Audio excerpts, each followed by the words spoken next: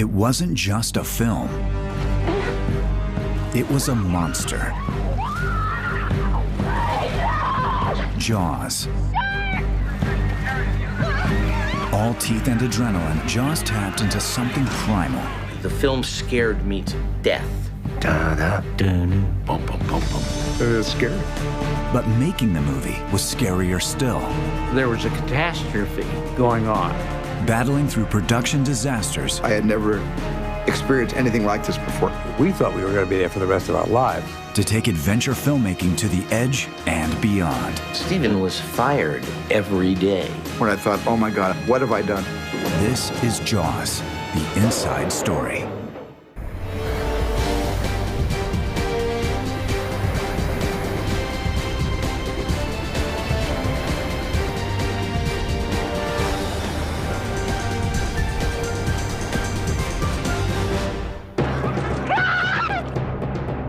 A thrill ride into the dark waters of our fears, Jaws stunned the nation when it hit the screen in 1975.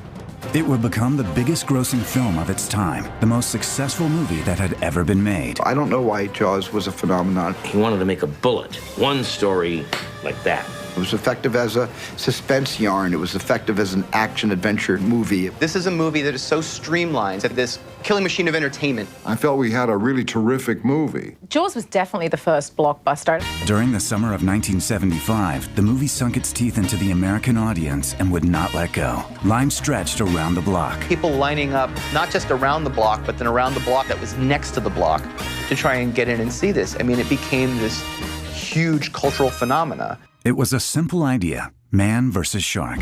The story of a small beachside town under attack from a giant predator. And the small town police chief who must find some way to combat this monster from the deep, a 25-foot great white shark. You've got to get a bigger boat. We better get a bigger boat. We're gonna need a bigger boat. You know, he's out there standing on the stern, chumming, and all of a sudden the shark comes up. Just like, wow. You're gonna need a bigger boat. Jaws was a voyage into the darkness, an epic confrontation with a nightmare. But the filmmakers were setting out to create something more than just a horror film. An adventure story that centered on the humanity of the characters. Brody, the small-town police chief. He's thrown into this situation. He doesn't even like the water. He's this ordinary man that's confronted with this 60-million-year-old conflict. Who's going to survive? Hooper, the wisecracking young marine biologist. I'm not going to waste my time arguing with a man who's lining up to be a hot lunch. Richard Dreyfuss's portrayal of Matt Hooper is one of the great comedic performances of the 70s. It's just energy, energy, energy. I remember thinking, boy, that's just about the best work I ever did. Quint, the shark hunter, the old man of the sea. Captain Quint, played by the late, great Robert Shaw. This guy has seen things that would curl your hair. He's as tough as nails. He thinks that there's no way that a shark could get the better of him.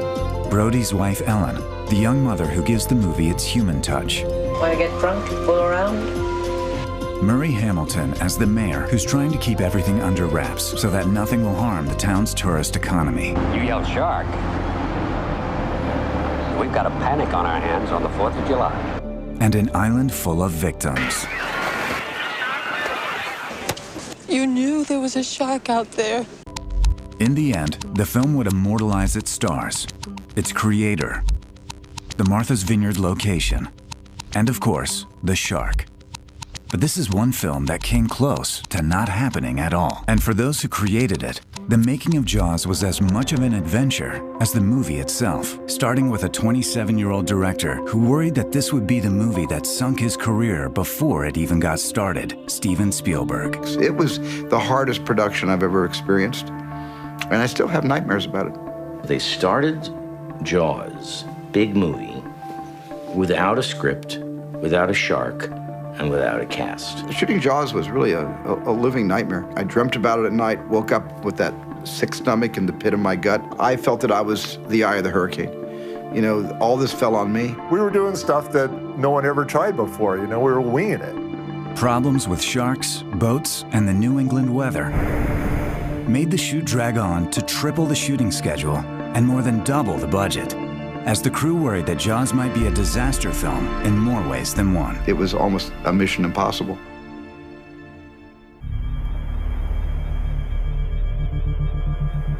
The story of Jaws begins with Peter Benchley, a struggling young writer with an idea about a fish.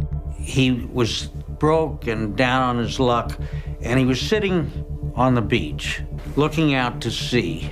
That led him to think, what would happen if there happened to be a great white shark that came in and harassed a town? What if? What if? And I remember him telling it to me, and I said, Peter, that's just the craziest idea I've ever heard. I think of something else, honey. That idea changed not only his life, changed my life, David Brown's life, Steven Spielberg's life. That idea, it hit a primal chord. Producers Richard Zanuck and David Brown, fresh off a triumph with The Sting, heard about the hot new manuscript through publishing sources, including Brown's wife, Cosmopolitan editor Helen Gurley Brown. Zanuck brought it into their offices, and that's where a young director saw it. There was a big pile of white pages stacked about, 6 inches thick on his secretary's desk, and the top page said Jaws. And I didn't know what it was about. Jaws, it sounded interesting. Steven Spielberg was an ambitious young director with a few credits to his name. He had snuck onto the lot one day and eventually kind of wormed his way into getting a job. He did some TV. He worked on Night Gallery, which was like Rod Serling's show after The Twilight Zone. And that led to his first theatrical movie, which was The Sugarland Express. It's this couple on the run story starring Goldie Hawn, and it kind of tanked. Spielberg was no superstar at the time, but the producers sensed his potential. Steven knew more about moving people in the camera and the lenses and how to work out and block out a scene better than anybody. Dick said he said, there's already a director on the project, but I'd love your opinion of it. Will you read it? For Spielberg, the script struck a chord. It was similar in a thematic way to a film I had done for ABC Movie of the Week called Duel. It's like a prototype for Jaws. He's menaced by this huge 16-wheel truck on the highway. You never saw who was in the truck. It was just the fear that it could put in you. I came into the office the next, on Monday, and I remember saying to Dick Zanuck, look, if anything ever happens with this director that you've assigned this project to, if for some reason he drops out, I would love to tell the story. But the producers were sticking with their director, at least until one unfortunate meeting. I'll never forget it. The guy said, I have a clear vision of starting the picture. We're underwater, and then we come above water, and we see the town. And then the whale jumps out. And so eventually looked at him for a long time, we all did, and said, you mean the shark? Peter Benchley said, look, I don't want to work with a director that can't distinguish, the shark from the whale, from Moby Dick. So it came to me. I said, we don't want an experienced hand. I don't want to do the same adventure picture. This kid will do something brilliant. They offered Jaws to Spielberg, but ironically at the time, Spielberg had his doubts. Friends had written a screenplay called Lucky Lady that Spielberg was eager to make instead. The ambitious young director turned for advice to his mentor, Sid Sheinberg, president of MCA Universal. I'm sure that on my tombstone, somebody will write, this is the man that discovered Steven Spielberg. And obviously you can't discover Steven Spielberg, you can discover a mountain. I developed this relationship with Steven in his early career, and I kind of functioned, among other things, as his in-house agent. Spielberg showed him the script for Lucky Lady. He said, I agree, sir, that it's a well-written screenplay, but this is not commercial and you need to make Jaws. In fact, as Lucky Lady became a star vehicle for Burt Reynolds and Liza Minnelli, Spielberg would wonder if he had made the right choice. He actually got upset at me because I literally ordered him to do it. And his attitude for a while was, you're my friend. How can you make me do this fish picture? It was a question he would ask more than once over the coming months. Why had he given up Lucky Lady? I wasn't glad he talked me out of it on the 45th day of shooting Jaws. I kind of was almost angry that I was making the movie halfway through. Turning Jaws into a movie would prove an epic task, as filming on the real Atlantic Ocean would nearly break the entire cast and crew.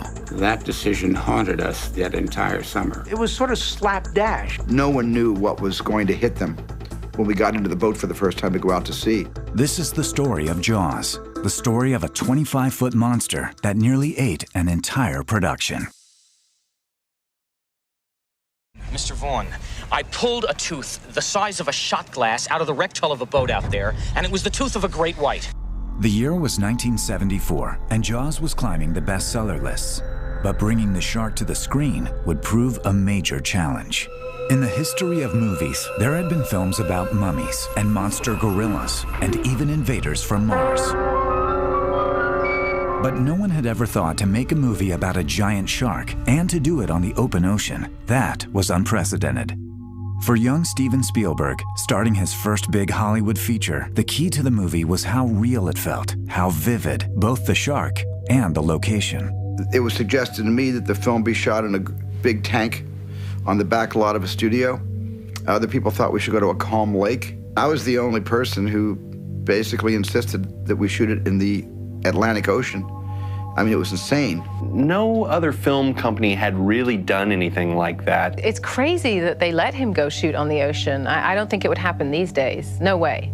Lake water, pond water, tank water doesn't have the same texture or even violence that the ocean has. And this needed to be a convincing story about a great white shark, because if it wasn't, nobody would really believe it. The producers were worried, but Spielberg was adamant. No ocean, no film. That decision haunted us that entire summer. We fought the Atlantic Ocean day after day after day. And many's the day we came back with our tail between our legs. Meanwhile, producers Brown and Zanuck were also focusing on the shark. When they bought the rights, they had figured they could simply get an animal trainer. What they didn't know is you can't wrangle a great white shark. Could they have cast Jaws, the real shark, in this movie? No, I don't think so. I mean, I don't think you can sort of make them jump through hoops like dolphins. They were just starting to get a sense of the size of their problem when they brought their production team on board. Line producer Bill Gilmore and art director Joe Alves. Alves would be responsible for the visual concept of the film, the look of the shark, and the entire production. They just purchased this book called Jaws. And they're going to have some problems with it conceptually because it was this huge shark. And exactly how it was going to be done, they didn't know. Alves started drawing. I did a number of sketches, very, very large charcoal renderings of the various activities that were described in the book. To me, the only thing I really had to base that kind of thing on was Moby Dick. So a lot of it looks like Moby Dick. This was a front elevation of the shark when I started doing detailed drawings of the shark, but it became T-shirts later. Everybody we had a silkscreen made T-shirts. This is just an aerial shot of the shark and the boat size, just to give us a relative size scale. This was my first concept of 30-foot shark. It was a little too big. We made it 25, but that gives you an idea. Beast to man. The production team had to move fast. Early in 1974, with the novel at #1 on the bestseller list, the pressure was mounting to make the film as quickly as possible while the country was still interested. The first challenge, with Spielberg's decision about the ocean, they had to find a place to film. The right location for the fictional Amity Island. I had heard a lot about Martha's Vineyard as a small summer community that might suit this picture. I saw other areas I saw the Cape Cod area and I saw Long Island. And Martha's Vineyard was quaint enough, and the Edgartown Harbor especially was what we wanted for this picture. So it was sort of a joint effort on our parts to get ourselves in all this trouble. But not everyone on the island was thrilled. A lot of people hated it. They couldn't park, they couldn't move. There were crowds, there were boats, everything was discombobulated. With the location set, in spite of local objections, the focus shifted to the script, and the script was far from ready. To the best of my recollection, the first draft of the script was quite disappointing. We didn't really have a finished script. Peter struggled with the first draft of the screenplay, and Peter wrote about 3 different drafts. Peter came to me and said, I'm written out on this. This is the best I can do. And so I was sort of lost. I didn't know what to do. Looking for help, Spielberg turned to his producers. David Brown said, there's a writer who wrote a play, a great award-winning, Tony Award-winning play called The Great White Hope. And his name's Howard Sackler, and he's a friend of mine. And I said, great, The Great White Hope, The Great White Shark. You know, at least, you know, we're in the same genre. Spielberg and Sackler worked together for 3 weeks, laying out the foundation for the movie. It was a start, but Spielberg knew it had to be more than just a monster film. I basically went to a friend of mine, just a social friend of mine, Carl Gottlieb, who had written comedy, because I felt that we needed to have some kind of levity in this movie. I was working on The Odd Couple, the TV show in those days. I was a story editor. I was a comedy writer on television. So they sent me a copy of the script, and with a note on it that said, eviscerate it. I really wanted, you know, some jokes in my movie. I didn't want it just to be a dark sea hunt. I made an extensive set of notes and sent it to Steven as a memo. Said, hey, this is, you know, if we're working together, this is probably what I would do. Spielberg was having a working breakfast with Zanuck and Brown when he showed them Gottlieb's ideas. Steven called me on a Sunday morning, like at 9, 10 o'clock, and said, can you get over to the Bel Air Hotel and meet with Richard Zanuck and David Brown to talk about the script? And we started talking, and breakfast turned into lunch, turned into tea time, turned into dinner. The next day, he was hired as the writer. Peter blessed the day when they brought in Carl Gottlieb, because Carl was great. Even as Spielberg started casting the film, Gottlieb moved into the next room of the hotel writing away. And soon after, with the script still in flux, he and Spielberg arrived on Martha's Vineyard to start pre-production in their log cabin home. All our waking hours when Steven wasn't shooting, we were talking about the script and what needed to be done. I consider this house an island on an island. And I'm very used to Los Angeles. I'm very used to the constant buzz of the freeway, and this is one place that you don't have that. Matter of fact, there are no sounds around here at all.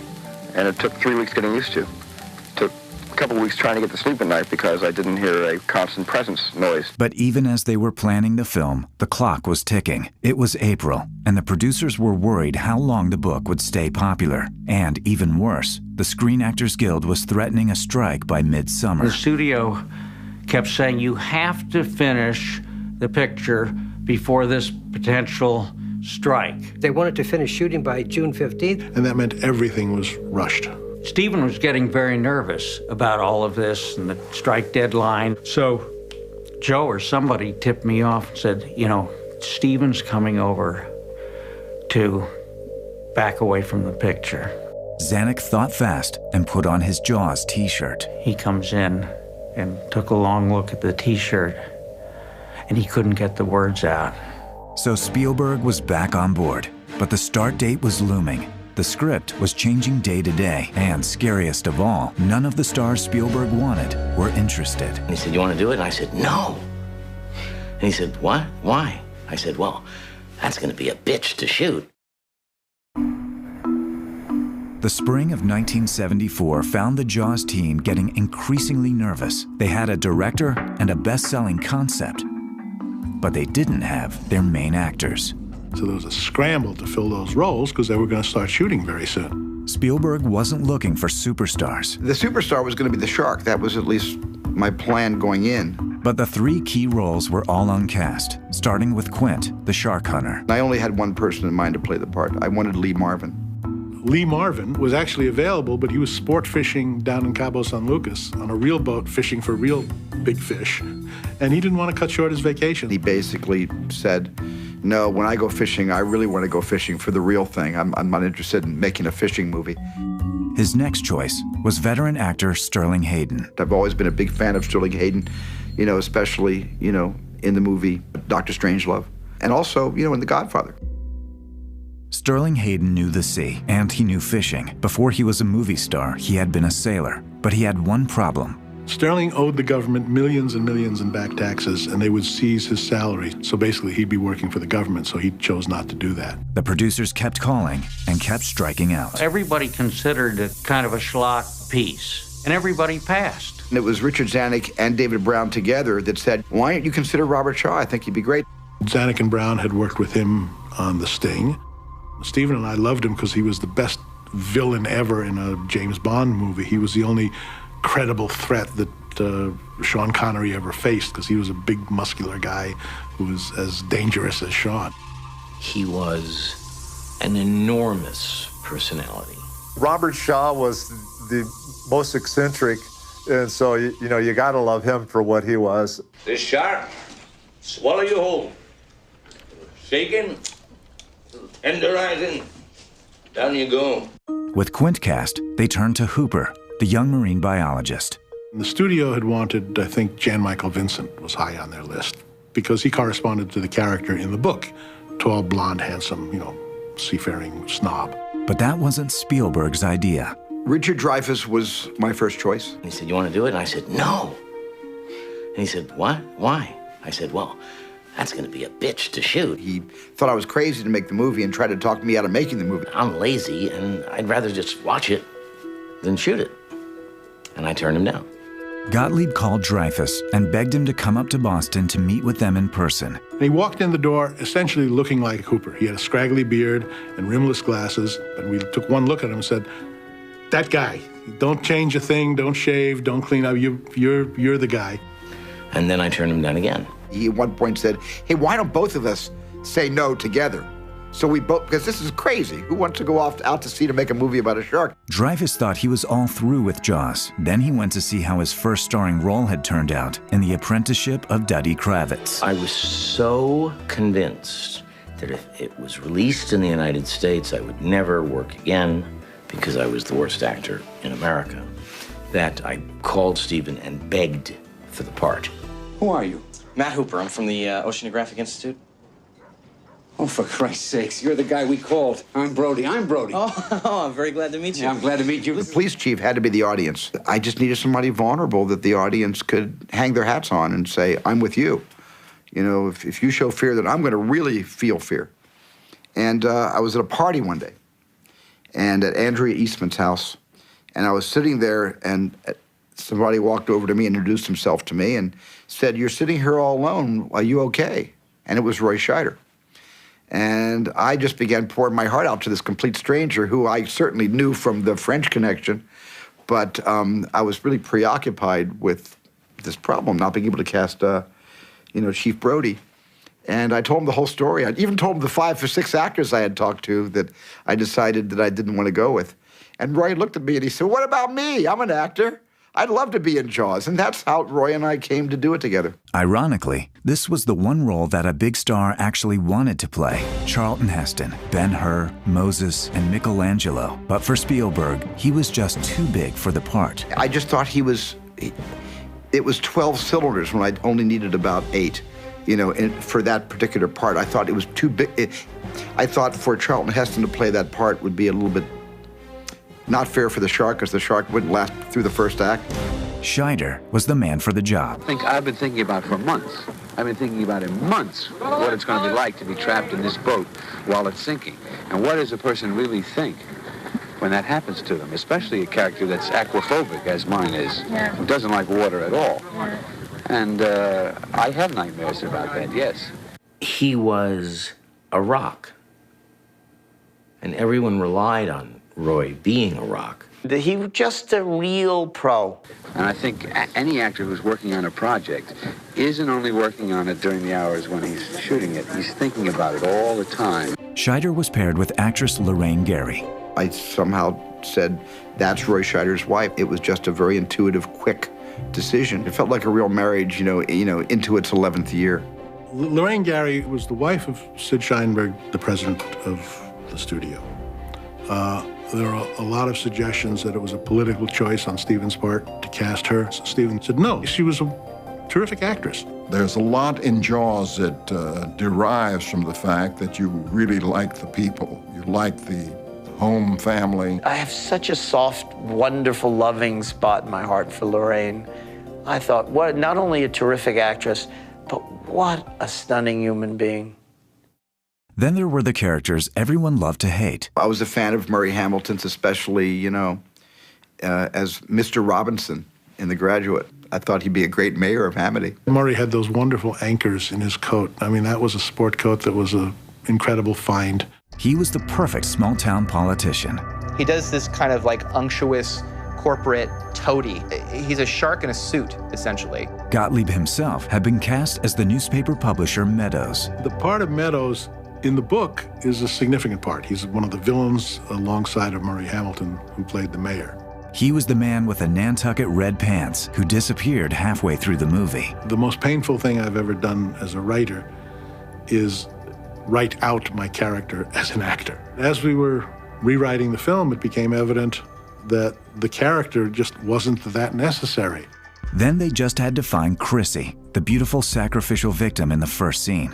The problem was, the role demanded three things that didn't always go together: beauty, toughness, and a willingness to get naked. That's a hard combination to find.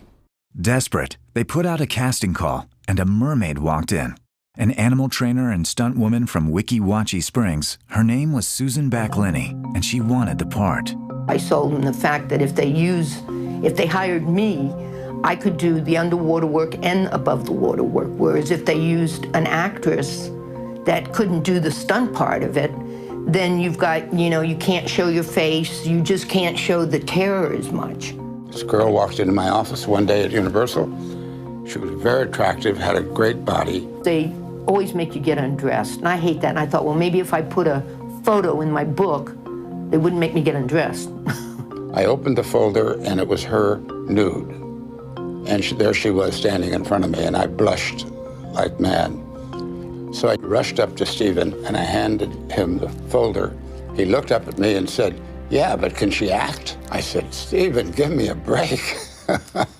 On Martha's Vineyard, they had a cast, but they needed the star, the shark. And the shark was missing in action. They couldn't make the shark work. It kept failing and failing and failing and failing. The shark is not working.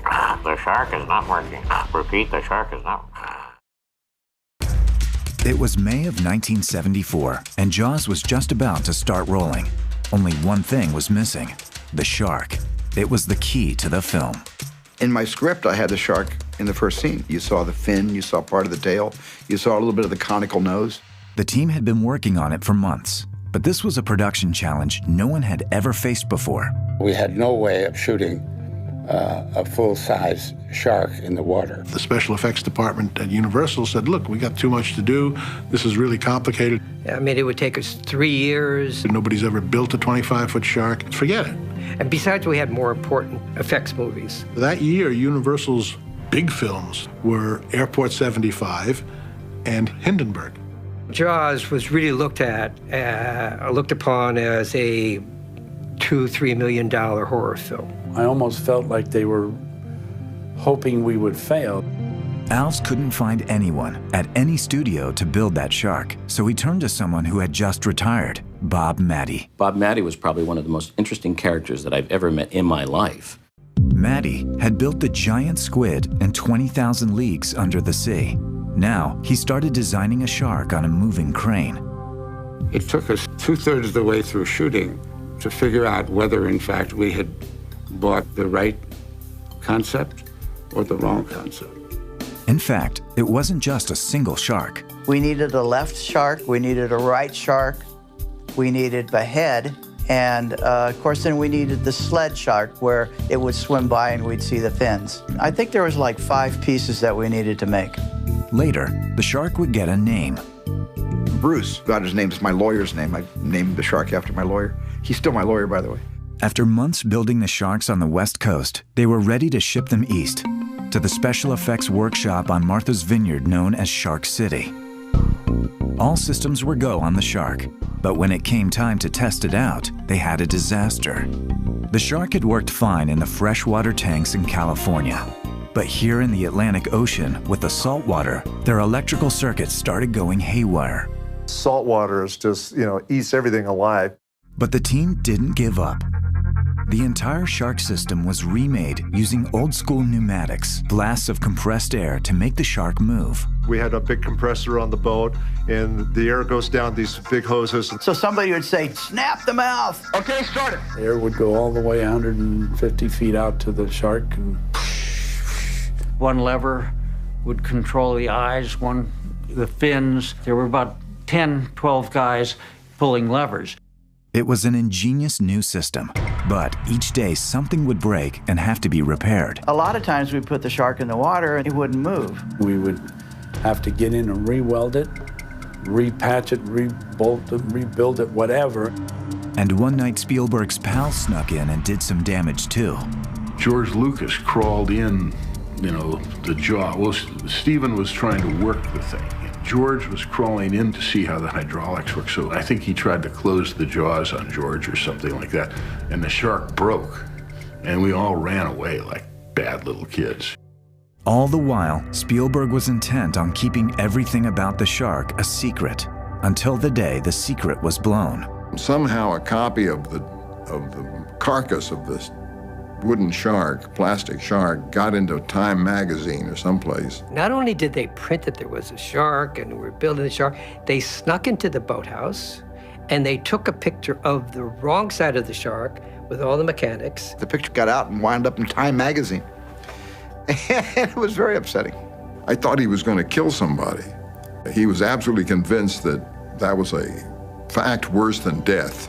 I always thought that if the audience knew that we were working with a big mechanical shark with hoses and tubes coming out of it in all directions on a big kind of gantry with a crane arm that was meant to thrust it out of the water, they could see who was actually in the booth pretending to be the Wizard of Oz, that everybody would not want to come see the movie. They would not want to come see the movie about a mechanical shark. An even greater concern for Spielberg, with the movie about to start shooting, even with the changes in technology, the shark still wasn't working. Well, we spent the whole movie worried about believability of the mechanical shark. It was a joke among the crew that you didn't have to worry about this shark because it made so much noise and went so slowly that, you could get out of the water and you could get off the island before it could get to you. It kept failing and failing and failing and failing. All over the island through the radio mics, you could hear, "The shark is not working. The shark is not working." The pressure kept mounting as the days dragged on. And every night when we screened the footage and the shark didn't work, we worried more and more that we had a problem. The shark never worked. So the film he intended to shoot couldn't be shot. In my script, you actually saw the shark attacking and devouring Chrissy Watkins. There was much more shark in the storyboards throughout the movie. But the shark not working changed everything. I had no choice but to figure out how to tell the story without the shark. He had to invent on the spot another way of shooting, which was to imply the shark, which made the film a great film. I just went back to Alfred Hitchcock. What would Alfred Hitchcock do in a situation like this? So imagining a Hitchcock movie instead of a Godzilla movie, I suddenly got the idea that we can make a lot of hay out of the horizon line and not being able to see your feet, not being able to see anything below the waistline when you're treading water. What is down there is what we don't see, which is really, truly frightening. So they made the decision to not show the shark. And of course, that was, in many ways, the making of the movie. And that invited the audience to come to the movie bringing their collective imaginations. And their imaginations helped me make that film a success. In a way, the shark not working would be the key to the whole movie. Trying to go under. Tell you can with 3 barrels on him, not with 3 can. All these moments really was kind of a divine providence saying, there's another way, a better way to make this movie, and I better listen. And I did. I listened to the muses. But the struggles with the shark were just the beginning, because now the production was heading into uncharted waters. It was one of the most dangerous things that happened. Martin, you going to shut down the beaches on your own authority? Well, what other authority do I need? Technically, you need a civic ordinance or a resolution by a board of selectmen. That's just going by the book. By the late spring of 1974, the Jaws production had taken over Martha's Vineyard. It was like the circus came to town. It was the biggest thing that I'd ever seen. As the crew settled in, Spielberg and Gottlieb were trying to build a script. We were working all the time. We'd get back when the sun went down, and we wouldn't have much time to do much else. We had dinner together, and we spent several hours working on the next day's pages, literally what we were about to shoot the next day. A lot of this movie kind of happened at night in that log cabin. Carl was there doing rewrites with Richard Dreyfuss, Robert Shaw, Roy Scheider, myself, Lorraine Gary. I think in a sense, at that point, it became a little bit like Casablanca, where everybody was throwing their ideas into a central mixing pot, and Carl was organizing the ideas into script form. It made it a joy to write for because you could talk with the actors about what they were going to say, and they could supply suggestions because actors study their characters more than anyone else. It was the most collaborative process I have ever experienced in terms of actors making contributions to a screenplay. All these contributions were trying to get these people, the characters, to come to life. It was a wonderful time, and everybody's focus was the movie. But not everyone thought it was so wonderful. One of the really scary things of my career was having dinner in Stephen's house on Martha's Vineyard, and then he and Carl Gottlieb would sit down to prepare the next day's work. It's kind of scary because you wonder whether this is all going to fit together. Cameraman Bill Butler also had his hands full. Spielberg had a very specific look in mind for the water scenes. I said to Bill, I want the audience to feel like they're always drowning in the water, that I want to get the water level right up to the lens. Bill invented this box with a glass window, we call it a water box, and just lower it right down to the water line and get these kind of amazing shots. Well, that was to create the anxiety that maybe there's a shark right there. It all came together in the dramatic first sequence. What's your name again? Chrissy. It's a beach party, and a girl and I sort of catch eyes. I was kind of sitting off by myself, just not doing much of anything. And a young gentleman came up, and I just got up and ran away. She rips off her clothes and heads into the water, and I try to rip my clothes off and stumble and fall. Whoa! Hold up! The Susan Baccalini effect sequence of being killed by the shark, I still think to this day was one of the most dangerous things that happened. He told me, he said, when your scene is finished, I want the people under the chairs with the popcorn and the bubble gum. The cameraman, the assistant cameraman, Steven Spielberg was in the water with me the whole time. And they had a box that was a big black box with the camera in it, and it was half underwater and half above the water.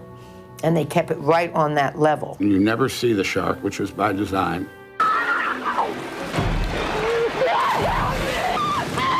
She was actually being tugged left and right by 10 men on one rope and 10 men on the other back to shore.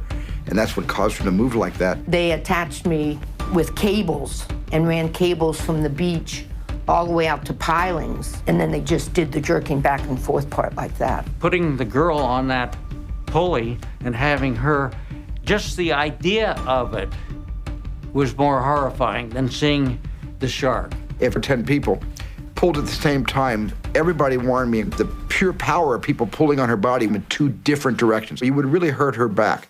So that was a very dangerous thing. I figured screaming like I was, if something did happen, nobody would know it. Nobody would have known to come help me. It was so terrifying to see her dragged back and forth and then under that it mesmerized the audience.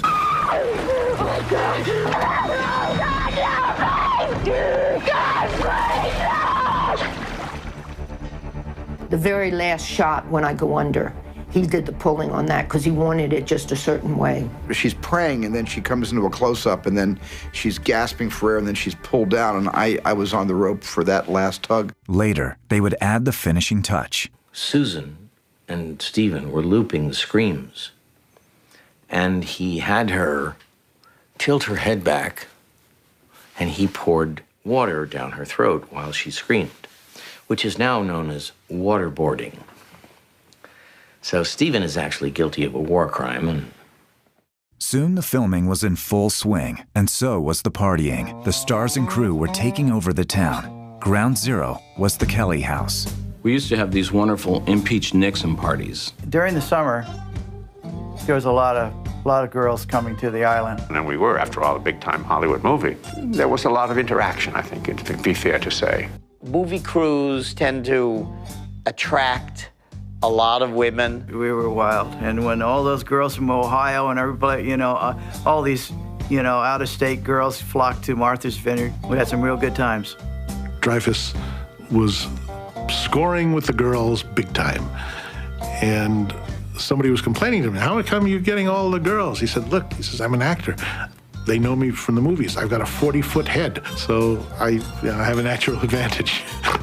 Do you know how many girls were on that island? Yikes. And when Duddy Kravitz opened, girls would come out in safety boats. There was a lot of sex. I participated in as much as I possibly could. Stephen and I sadly had no time for that. We were talking about the movie every night.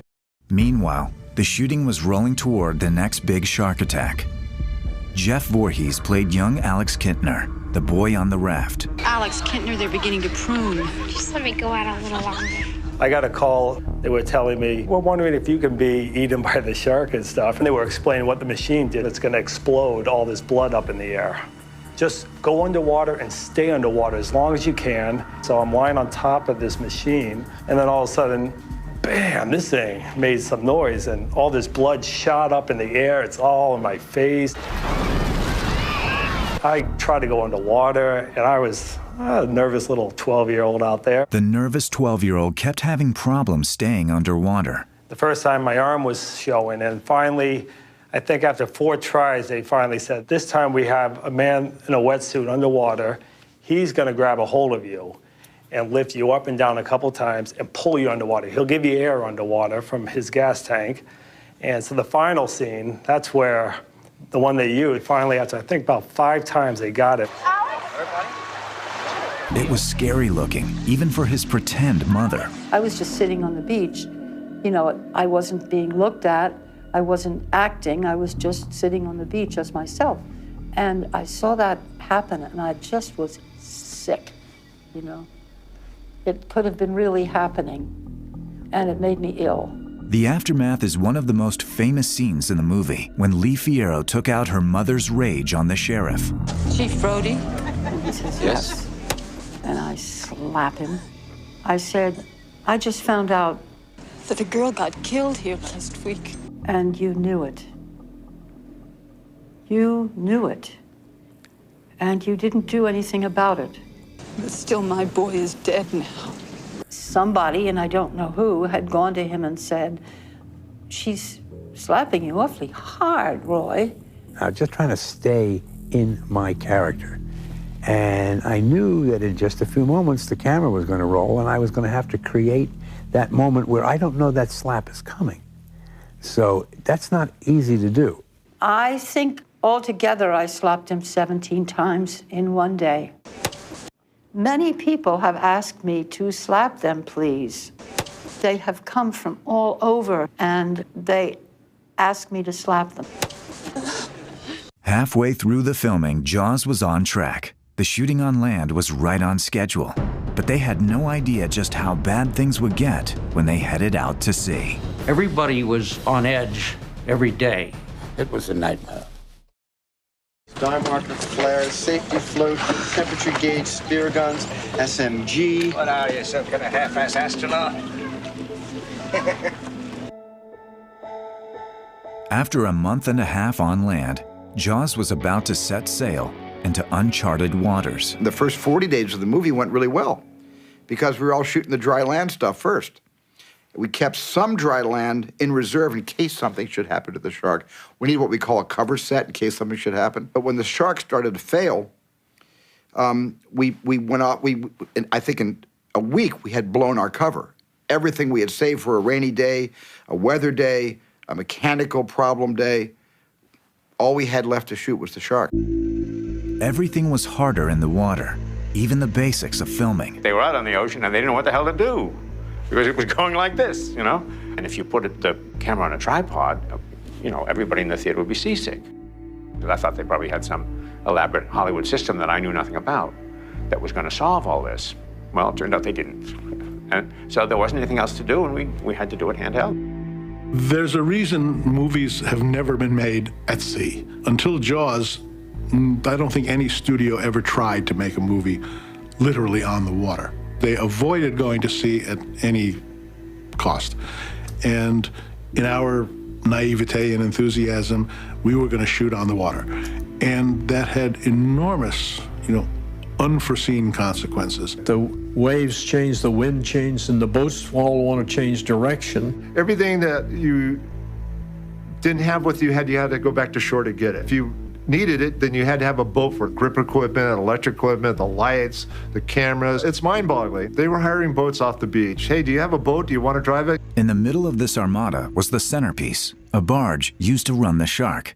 There was so much paraphernalia on it, they gave it a name. The SS Garage Sale. That was the call sign. Garage sale, Shark City, over. Garage Sale was a custom-built island that housed all the equipment that were the controls for the Shark. And the first thing you did when you went out, you had to lock down the garage sail, throw some anchors over, get them locked in, and then you have to get the fish down in the water, get the lines run. The team would go out early in the morning, before first light, to set up the shot and position the boats. We had anchors all over the place on the 30-foot deep sandy bottom. But when the current was raging, it would drag the anchors. Bill Butler would pull up, and first thing you would hear is he'd take a look and go, "It's in the wrong position. The sun is way over there now." Well, it took us half a day to get it there. And so there was another lost day. And it would pull the electrical barge this way, and the camera barge that I was on would go this way, and the Orca would go that way, and it would just be separating you, and the shot would be lost. We would get things fastened down, and whammo, there'd be a sailboat in the background. These huge sailboats from Hyannis and all over start sailing. Stephen would go bananas, and I would go bananas. It had to be a clean horizon line. We had to make the audience feel as isolated as the cast on that little 51-foot boat. You can't have sailboats out there. It looks like people are having fun. We had to wait for these sailboats in the middle of the summer to go by. You had to wait for the frame to be free. And if one sail came in, we had to wait the whole time, hoping that that wouldn't happen. But as the last sailboat would go, two more boats would appear, but they weren't in frame yet. And then the decision would be, can we go right now? We've got 7 minutes before the next sailboat comes in, or we can re-anchor. And re-anchoring took usually an hour and a half to 2 hours. Those were the decisions I had to make, more than aesthetic, creative, artistic decisions. Those were the big kind of logistical decisions that all of us had to collaborate on just to get a simple shot. Today, it would be so easy. Today, you could digitally knock all those boats out. We didn't have that technology. Meanwhile, several crew members like Dreyfuss had no idea how to handle their own boats. Stephen says, okay, I want you to take the boat, and I want you to pull around the corner in and then park it. And I said, Stephen, I don't know how to do this. I've never been on a boat before. And so after the 17th time of me crashing into the dock completely incorrectly, they finally stopped that and started the shot with me already, there. Say, I hope you're not going out with those nuts, are you? Dreyfuss, yeah, he didn't like the water. It didn't seem he liked the water. That's what I remember. Problems began adding up. Days spent waiting for the weather to clear. Days spent repositioning the boat, re-anchoring the boat, moving the boat to accommodate the light. And the suits at the studio were going crazy because we were going over schedule and over budget. I think we had something like a 60 or 70 day schedule, something like that. Maybe 60 days, maybe less than 60, maybe 55 days. I don't really remember the actual original schedule, but I know we went 157 days. Every lost day cost tens of thousands of dollars. He took a $4 million budget with a schedule of May 1st to June 28th. And we left the island September 16th. And we still had 2 weeks more in the tank. The budget was going crazy. The budget went from 4 to 14, I think, which is today like 30 to 150. Inside, there was a maelstrom of just anxiety and I guess basically insecurity, because when I wasn't able to control the day, and the day started controlling me and all of us, and we were at the mercy of the winds and the tides and the currents. And we went so over. I think We must have set some kind of record. Bill and I would sit around and start looking at oceanographical charts and saying, let's see, maybe we could take the whole unit to Jamaica, or maybe we could move this someplace. Universal is a studio that was very strict about running over time. They made their money by staying on schedule and on budget. The shark stopped working, and the barrels stopped working, and special effects stopped working, and there was nothing to do but to lie down on the deck of a ship, waiting for the assistant director to come over to me and say, "We're ready to go." The big question was, would they pull the plug in Martha's Vineyard and bring us all home and finish it for a minimal budget on the lake? Or would they allow us to keep shooting on location? Beyond all the location issues, the main problem was the shark. Every time they thought it was ready, it went belly up. Every single day, the shark would malfunction. Something would go wrong. Some part would blow up or whatever. We hated the shark. The shark was a rubber dummy that never worked. Maybe we should have built a tank and shot a lot of these shots against the blue backing. It was a nightmare. People started to panic a little bit about what's going on. And all the while, the biggest fear went unspoken. What if the shark finally didn't work at all on screen? I was scared to death that there was no way to finish the film at any price. At home, we got a taxidermy man. He's gonna have a heart attack when he sees what I brought him.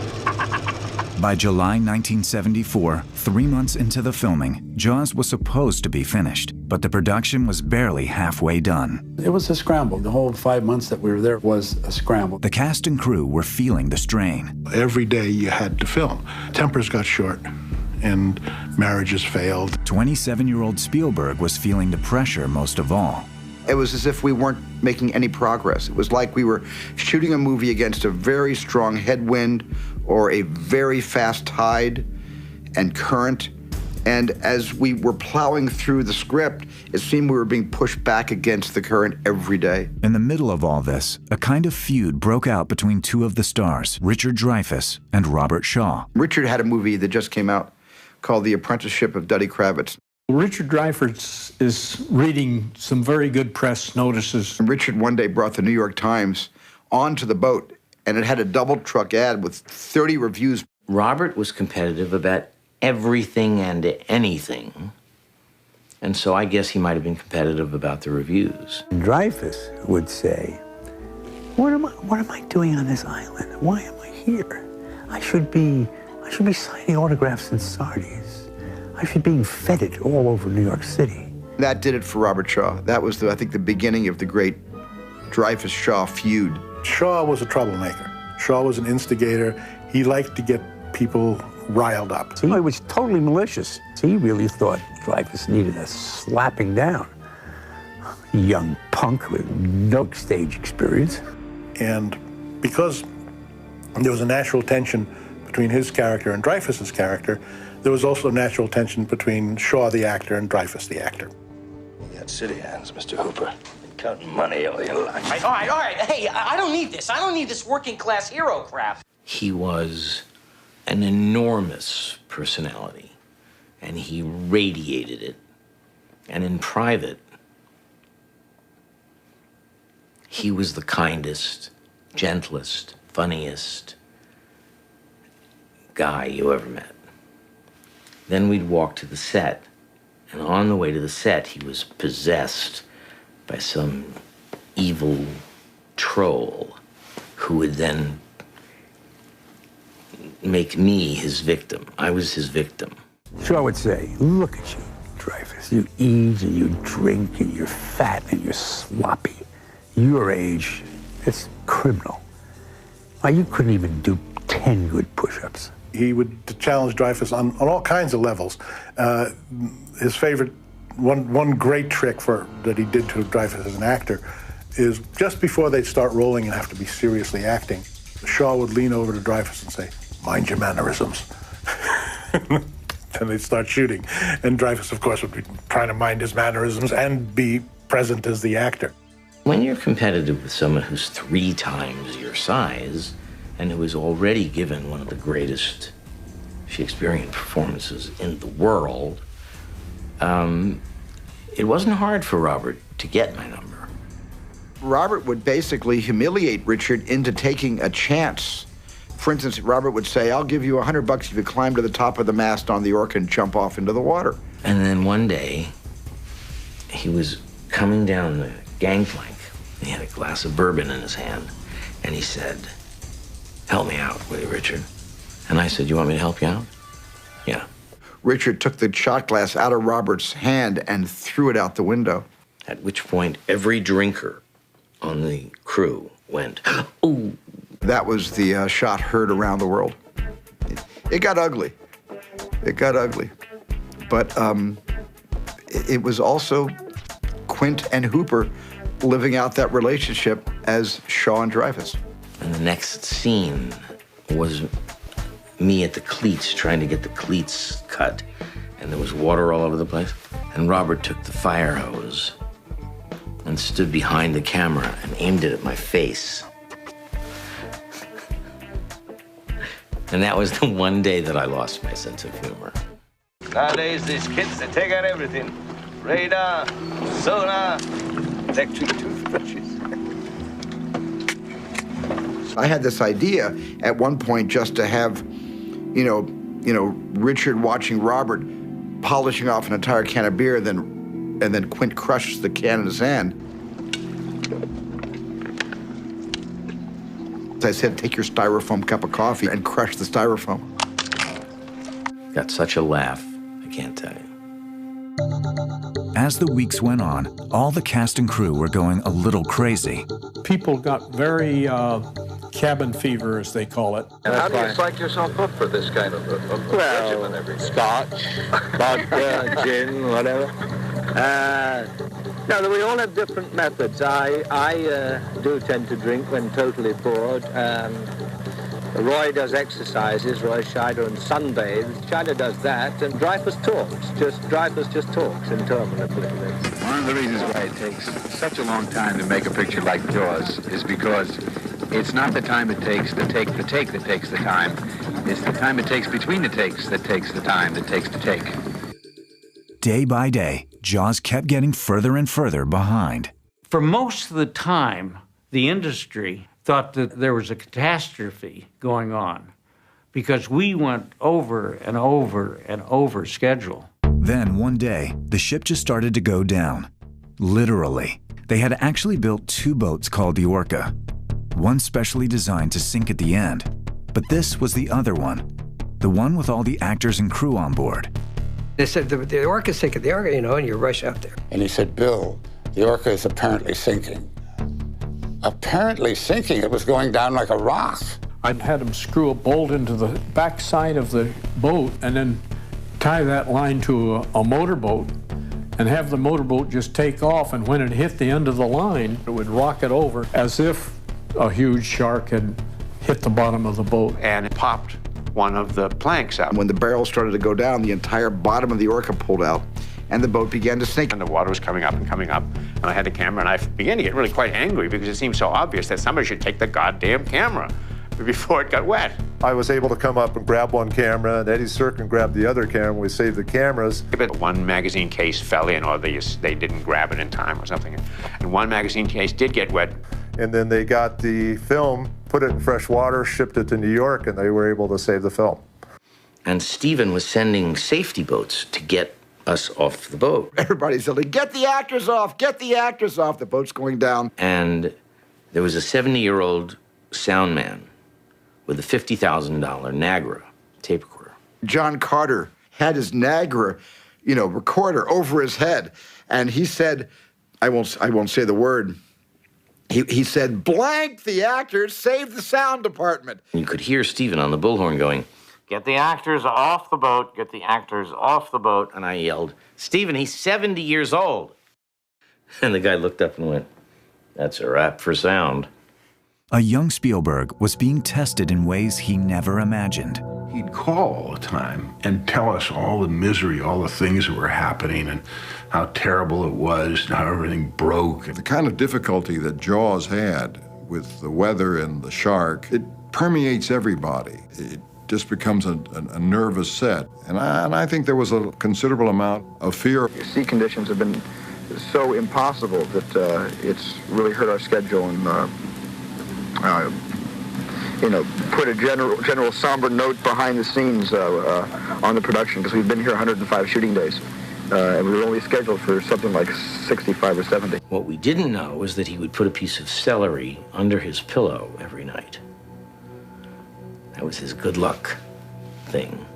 And he, had to lay there every night saying, they're not really firing you. They're not really firing you. At times, especially when you're by yourself at night, it weighs more heavily than during the working day when your mind is on getting good film. And it's sometimes at night you realize that it's a great responsibility and you're juggling a lot of cash. And it's sometimes very frightening. He was busy trying to keep an insane production from essentially melting down. I would call either Wasserman or Sheinberg and report every day. At times it became very nasty and threatening and abusive. There was a lot of threats on both sides. I think he was terrified, probably afraid that one day somebody was going to come fire him. People didn't think they could make heads or tails out of the footage. It had gone way over schedule and way over budget. There was a point where he thought he would probably just be yanked from the movie and they'd bring in someone else. I watched a boy become a man because he was threatened with firing every day. There were, people second-guessing him at all times. He never gave in to the stress, except that he bit his nails. That was it. One night, Spielberg went to a dinner on the island. An actress came over to me and she said, everybody's talking about this movie back in Hollywood, and they're saying this is the end of your career. And they're saying that you're so far over budget and schedule, nobody's willing to hire you after this. And I left the party. I was devastated. And I went back to my log cabin and just sat there and felt sorry for myself. We were dying and we were taking all the calls from the studio. And I never let Steven know. He had enough problems. There's an old saying in vaudeville, never let him see you sweat. I shared a house with him. I knew that he was sweating because we were both anxious. But it never came out in front of the crew. I would take the abuse from the studio and dish it back to them. And threats were going back and forth every day. I mean, the picture was 100% over budget. At one point, he would talk in the early going about shutting down the picture completely because they obviously don't know what they're doing. It won't work. Let's cut our losses. They were very, very concerned that this was out of control. For Spielberg and the team, the film was nearing a turning point. My heart sank because I knew that the footage was useless. Not all the shooting was done in the waters off Martha's Vineyard. One small team was stalking great white sharks off the coast of Australia. I had two advisors on the movie, Ron and Valerie Taylor, who were really good shark experts from down under. Rodney Fox, who had actually been attacked and almost killed by a great white shark, was part of the Australian second unit shoot. The second unit did find sharks, but they were only 15-footers. I came up with the idea, it was kind of a joke at first. I said, well, get a midget and put him in a small cage. That'll make the shark look bigger. We can get a little person to be in a miniature cage, and the biggest shark they could find was 16 feet. Wow, maybe it would look like it's 26 feet. Carl Rizzo, a 4'9" stuntman, was hired to stand in for Dreyfuss as he meets the shark face to face. But the shooting would turn into a scene every bit as scary as the film itself when the great white attacked Rizzo in his cage. Unfortunately, he did have a heart attack when he was down there because the shark started pounding his little cage. And, the bars were very small. It was a little frail cage, and he survived. The big problem was he got down into the cage, big shark came, he sort of panicked, and he sucked up all the air. And I went to Bill, I said, Bill, I screwed up. I didn't realize that small people still breathe like big people, and he only had like 8 minutes of air because the tanks were so small. The next day, a call came in with more news. He said he shot the most exciting shark footage he had ever seen. The shark got into the breakaway cage and did all this incredible stuff. And as he was telling me this, my heart was sinking because I had to get to the next question, which is, Ron, was the little guy in the cage? And he said, no, he hadn't gone down yet. And of course, my heart sank because I knew that the footage was useless. We looked at the footage, and Dick Santa said, where's Hooper? Well, Hooper's supposed to get eaten, you know? Without the double in the cage, we couldn't use it. In real life, and Ron and Valerie were underwater with their underwater 35mm cameras, getting the shark that was stuck on top of the cage and started to roil to try to work its way out of being trapped. It was really powerful stuff. In the screenplay, Hooper dies, but this footage was so strong, Spielberg decided to change the story and let Hooper live on. A great white shark off the south coast of Australia rewrote our script. The final sequence was so intense, even the Taylors couldn't tell which was their great white and which was Bruce. Of course, the most intense shark scene had no shark in it at all, just the 3 key actors, and one of the most harrowing stories anyone had ever heard. The real-life story of the USS Indianapolis. The initial idea came from the interim writer. Howard Sackler said, you must explain why this man, has a biblical vengeance against sharks. Spielberg wanted to expand Quint's speech to explore the roots of his obsession. Every one of Stephen's friends, Francis, Marty, Brian De Palma, John Milius, all took shots at that speech. My donation was, it has eyes like a doll, a doll's eyes. You know the thing about a shark, he's got lifeless eyes, black eyes, like a doll's eyes. I remember sending it to my friend John Milius.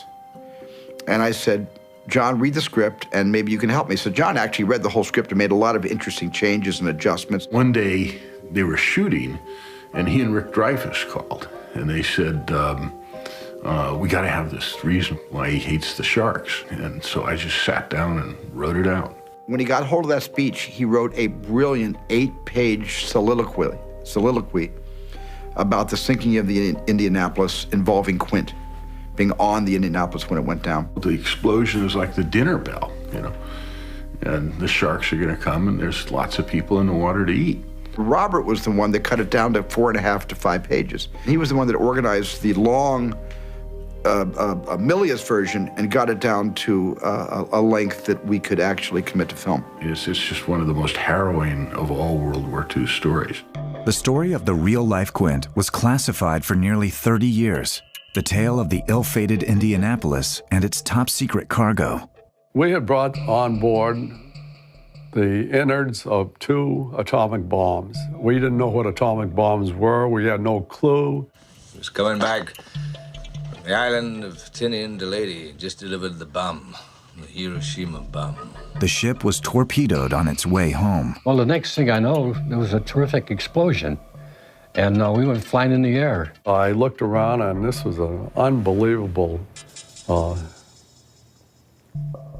chaos. Men were all over. Some were crying, some were screaming. This was not an experience any of us had ever thought about. Somebody came by and said, prepare to abandon ship. 1,100 men went into the water. The vessel went down in 12 minutes. Didn't see the first shark for about half an hour. And they started to surround us. And for me to estimate how many sharks there were, I can't. But I can tell you there were a lot of them. They went right around us, a lot of fins. They didn't come in to the group, but they circled us. What we didn't know was our bomb mission had been so secret, no distress signal had been sent. The days were long, the nights were long, the days were hot, nights were cold. For 5 days, the survivors floated at sea as the sharks circled. And men would they would drink the water, get delirious, swim out, and the sharks would get them. And it was gruesome. The sharks would pull them down and eat the extremities, and the rest of the body would pop to the surface. Shark comes the nearest man, that man, he starts pounding and hollering and screaming. Sometimes the shark would go away. Sometimes Sometimes he wouldn't go. Nearly 1,200 men went in the water. Only 316 survived. Of course, it was Robert Shaw's performance that made the scene epic, but it came at a price. Robert Shaw came from a great tradition of hard-drinking English actors. He was a contemporary of Peter O'Toole and Albert Finney and Richard Harris, all of them notorious drunks. He came to me that morning of the speech. He said, you know, I'd like, with your permission, to take a few drinks and then I'll do the scene. About an hour later, he was sort of carried onto the ship by two of the crew members. That was the longest day of our lives. Somewhere in a parallel universe, that day is still going on. Robert Shaw was completely in the bag. He was tanked when he did that speech. He wasn't really able to do it that day. And at 3 o'clock in the morning, he called Stephen and said, "How badly did I humiliate myself?" And Stephen said, "Not fatally." The next day, he came and did his stone sober and just knocked it out of the ballpark. Absolutely stone sober. Where there are shots of him from day one drunk and shots of him from day two sober, and you can't tell. It's just a brilliant performance. So 1,100 men went in the war. 316 men come out. The Sharks took the rest June the 29th, 1945. The Indianapolis. That's my favorite part of the film. It's so beautifully written. It's so beautifully played.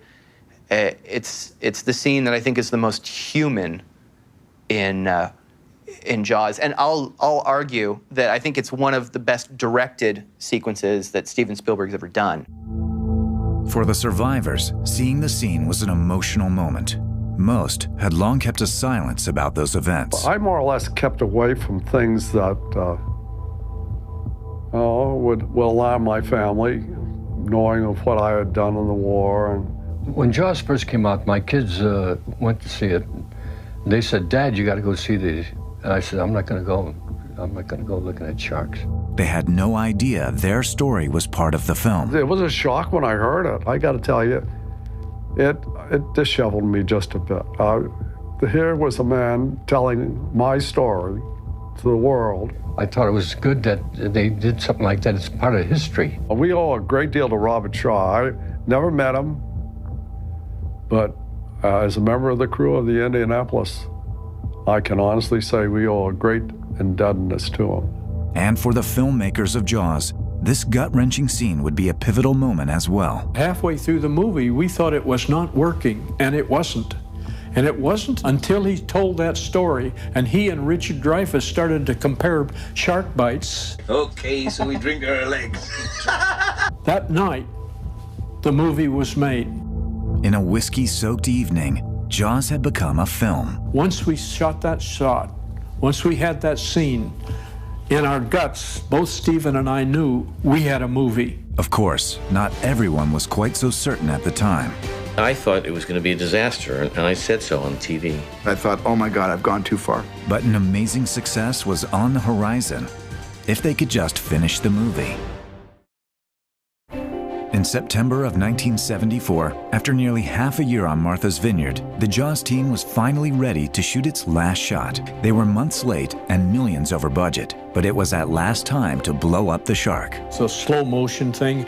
Special effects are busy. They rigged the shark head with fake blood and a special ingredient. I came up with the idea, well, let's just get a lot of calamari because it looks like, meat and stuff. So we filled the whole thing with the squids. They had just one shark head to work with, just one chance to get it right. The sun's going down and they're not ready. Stephen turned to me and he said, "I'm going home." The next day, when the scene was ready to roll, Spielberg was nowhere to be found. We were on the plane back from Boston, and I said, "So how's the last shot going?" And he said, "It's happening right now." And he was afraid that the crew was going to throw him into the water. So he set it up and left. And that became a Spielberg tradition, and I think he still does it. He never shoots the last shot. Smile, you son of a... The location shooting was wrapped, but no one knew how the film was going to turn out. I thought it was going to be a disaster, and I said so on TV. With the fault of no one but Universal Studios. It is not Steven Spielberg's fault. I repeat that. It is not Steven's fault or anyone's fault. It is the fault of Universal Studios giving this film an arbitrary May 2nd start date, that the script was never together, and the script never got, in my estimation, to where my character should have been. And instead of it being an interesting character, it became a kind of nebulous function within the film. And as an actor, I am disappointed. I was, 26 or 27, and I didn't know enough. I just knew that it was, had quadrupled its budget and the shark didn't work, and who knew? Are you saying that you're going to be bad in Jaws?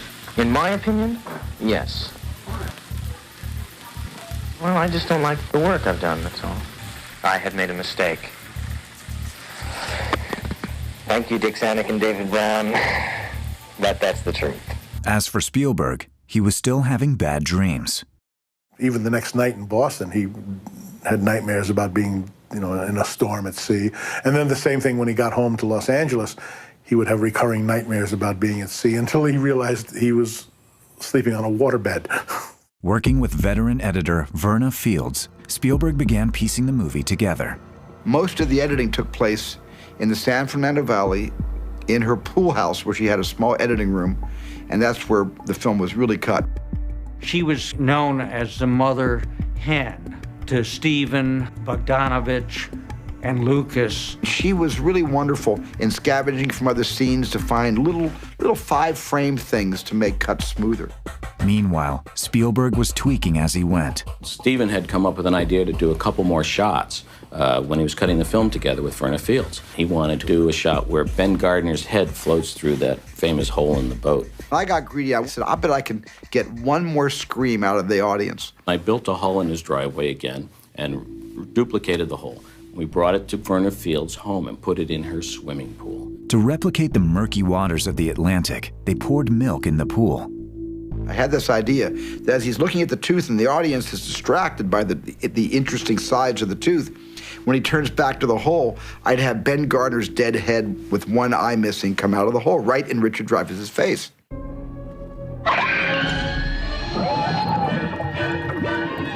The last key element was the score. John Williams was working on the music that would define the movie. I think the greatest contribution he did to any of my films that resulted in a huge commercial success was Jaws.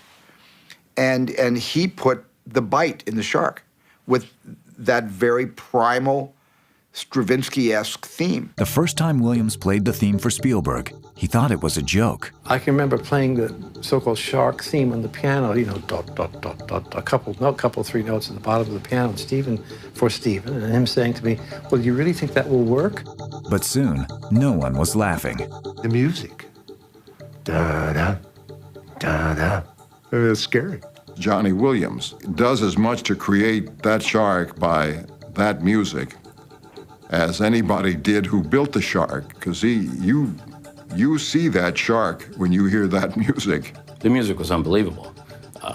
It's iconic. Everybody can hum it. To take some of the darkness away and put a little adventure back into the plot was what John did. Da-da, da-da. You can't stop these notes. They're coming at you. Dum dum dum dum dum dum dum bum bum bum bum bum bum da-da-da. It hits that crescendo of just feeding, eating, death. It's terrifying. Give me a hand. Give me a hand. I can't get up. I can't. Help me. Come on, help me. Get your feet out of the water. Get your feet up.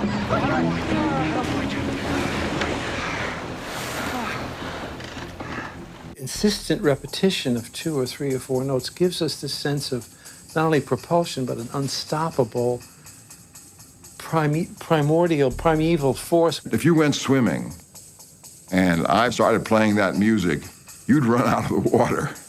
The night of the first public screening, Spielberg and the producers were certainly terrified. I had no idea commercially how it would perform. Of course, the movie lost all this money, and the 157 days of shooting was for naught, and the studio was, in the red. Then, of course, I probably wouldn't have gotten another job. Steven and I were sitting next to each other, and we had never seen or heard an audience reaction. I was too nervous to watch it from my seat, so I watched most of the movie from right near the curtain So if it wasn't going well, I could just take one step back and I would be out in the lobby. And we both clutched each other on the arm when that first scream happened. When the little boy is taken on the raft, the scene where the shark comes up and the boy is brought underwater, a person got up, started to leave, and I thought, oh my God, my first walkout. And the person began to run. I went, oh my God, it's not a walkout, it's a run out. He's fleeing the premises. And the person passed me, heading for the restroom, didn't make it, and threw up on the floor of the lobby of the Medallion Theater. And I thought, at that point, I thought, oh my God, I've gone too far. I should have edited this picture more. What have I done? People were seeing Jaws for the first time and jumping out of their seats and, throwing up and running out of the theater and buzzing with excitement. But then when the audience started making noise and going crazy and screaming and yelling and clapping after every big scene, I knew that I could go to work again. I can remember at the end of the film, everybody in the theater standing up and cheering, actually cheering. We walked out of that film, and there was Richard Dreyfuss, and we stood on the New York street, and Dreyfuss was screaming, "We did it! We did it! This was great! It was great!" Because there'd been a year of tension leading up to that, and we never knew whether we actually had it. But that first scream told us everything that we needed to know. It was amazing. The movie would go on to break every attendance record, becoming the highest-grossing film of its time. Audiences loved it. I think Jaws is a perfect film. It was something that happened during our time that can't be replicated. It's like lightning in a bottle. You've got that slow climb up to the top, and everything seems fine, it's slow, and then you hit the first drop, and then boom. And you feel the earth drop out from under you. And that's what Spielberg does to an amazing degree in this movie. He really just kind of lulls you into this false sense of security, and then boom, just kind of hits you with that. One secret to its success, Jaws was released in a brand new way. Roy Scheider, Robert Shaw, Richard Dreyfuss. Jaws. See it before you go swimming. Studio execs Sheinberg and Wasserman decided to open it nationwide on hundreds of screens across the country simultaneously. It had never been done before. I felt we had not only a hit, but I felt we had a really terrific movie. We opened it in what was then considered a very wide opening, 440 theaters. This country was taken over by Jaws. When coupled with a nationwide marketing campaign, it created a box office smash. People were Jaws crazy. They were seeing sharks.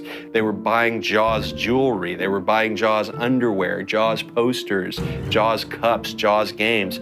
It was one of the first times in history that a film actually had the merchandise that went along with it that did so well and became kind of its own business. It's the first picture that I can remember that owned the summer. This film played in theaters for close to a year. Like, it was there forever, and it was #1 on the box office charts forever, and it just kept piling money in. I loved going to a theater on Broadway in New York, and then going to a theater in the San Fernando Valley, and then being in Dallas again and seeing the movie playing in July in Dallas, and then I saw the movie play in December. It was still playing in December all over the country. For the cast and crew, and even the audience, Jaws is the movie that changed their lives. The success of that film gave me ultimately freedom to make any movie I wanted to make. 35 years later, it's clear that Jaws dragged the audience and everyone who worked on it into uncharted waters. It was fun to be part of something so big. Peter and I would meet scientists all over the world that got involved in marine biology because they had seen Jaws. Above all, Jaws was the film that changed Steven Spielberg's life. The movie he thought might destroy his name in Hollywood ended up making it. That's when the name Spielberg became a household name. As a young kid, second picture, that it's got to be the most incredible thing. According to Spielberg, the shark made the rest of his career possible. The success of that film gave me ultimately freedom to make any movie I wanted to make after that. And I don't think with the success of Jaws, anybody would have given me a chance to make Close Encounters of the Third Kind.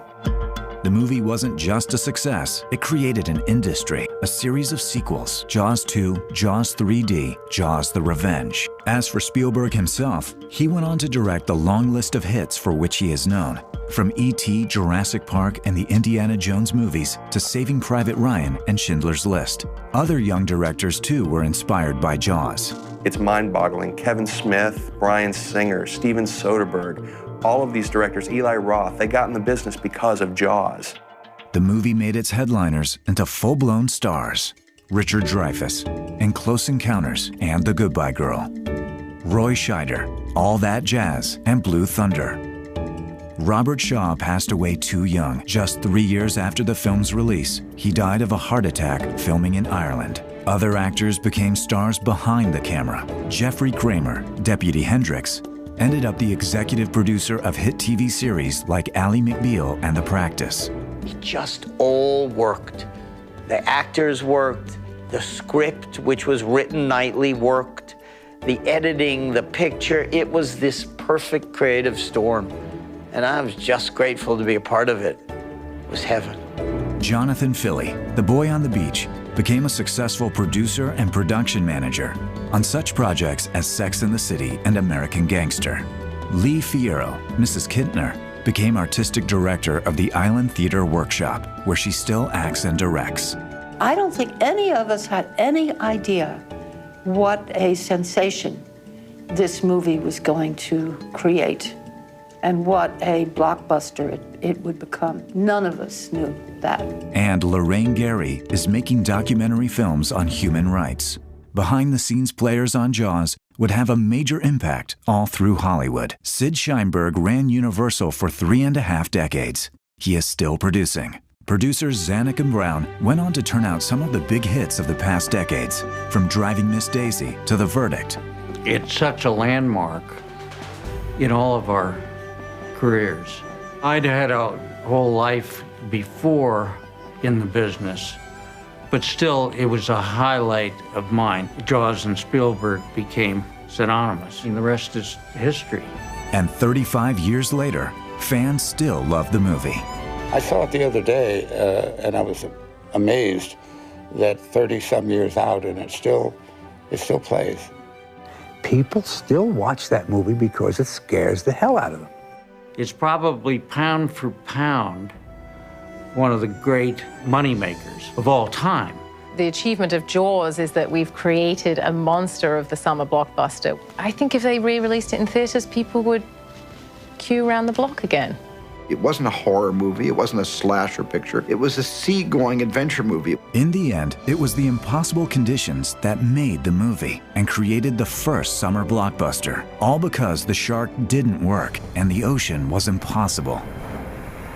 My advice is never make a picture on the water because it's totally unpredictable. This would be both the worst experience of my career and the greatest experience of my career. Above all, 35 years later, Jaws is not just a film, but a state of mind, a fear that still resonates. I don't really hang out in the water too much. I remember Stephen and his wife and me and my wife, we went on a vacation to Hawaii, and we were like these two old Jews, you know, standing in knee-high water and just going, and that's as far as we would get, because we had just learned too much. I don't like deep water, never did. During the course of the picture, I started getting very, very nervous. We went to Hawaii for vacation to get away from everything. And I look out and the surf's pretty good. I'm afraid to go in the water.